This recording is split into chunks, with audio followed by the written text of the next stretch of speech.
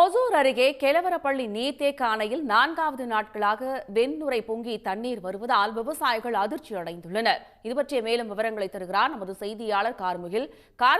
வெண்நுரை பொங்கி வருவதற்கான காரணம் என கூடுதல் விவரம். ஒசூர் அருகே கிழவரப்பள்ளி நீர்த்தேக்க அணையில் 4வது நாட்களாக வெண்ணுரையாக ஆற்றில் செல்கிறது. இதனால் விவசாயிகள் தொடர்ந்து அதிர்ச்சி அடைந்து வருகின்றனர். குறிப்பாக கர்நாடகா மாநில பகுதிகளில் இரவு முழுவதுமானது கனமழை கொட்டி தீர்த்தது. இதே போல் ஒசூர் சுற்றுவட்டார பகுதிகளும் பெய்த கனமழை காரணமாக தென்பெண்ணை ஆற்றில் தற்போது வெள்ளப்பெருக்கு ஏற்பட்டுள்ளது. இன்று காலை நிலவரப்படி அணைக்கு 1101.79 கனஅடி நீர் வந்து கொண்டிருக்கிறது. இந்த நீரை மதகுகள் வழியாக 1449.47 கனஅடி நீரானது வெளியேற்றப்படுகிறது. இதன் காரணமாக 4வது நாட்களாக தொடர்ந்து ஆற்றில் பருத்தி பஞ்சு போல் திட்டு திட்டுகளாக வெண்ணுரையுடன் காட்சியளிக்கிறது. இதனால் விவசாயிகள் தொடர்ந்து அதிர்ச்சி அடைந்து வருகின்றனர்.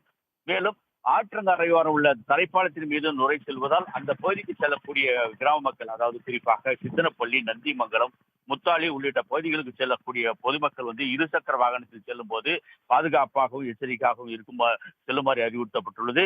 மேலும் மாவட்ட நிர்வாகம் சார்பிலும் தென்பெண்ணை ஆற்றங்கரையோர பகுதியில் ஆடு மாடுகளை கழுவுவதற்கோ ஆற்றில் இறங்கவோ கூடாது எனவும் ஒலிபெருக்கி மூலம் எச்சரிக்கையிடப்பட்டு வருகிறது. இதனால் விவசாயிகள் தொடர்ந்து இந்த வெண்ணுரை காரணமாக தொடர்ந்து தமிழக அரசுக்கு கோரிக்கை விடுத்து வருவது என்னவென்றால் ஆற்று நீரை சுத்தம் செய்தே அனுப்ப வேண்டும் என்பதை அவர்களுடைய கோரிக்கையாக தொடர்ந்து வைத்துள்ளனர். விவரங்களுக்கு நன்றி கார்முகில். உடனுக்குடன் செய்திகளை தெரிந்து கொள்ள சன் நியூஸ் பெல் ஐகானை கிளிக் பண்ணுங்க.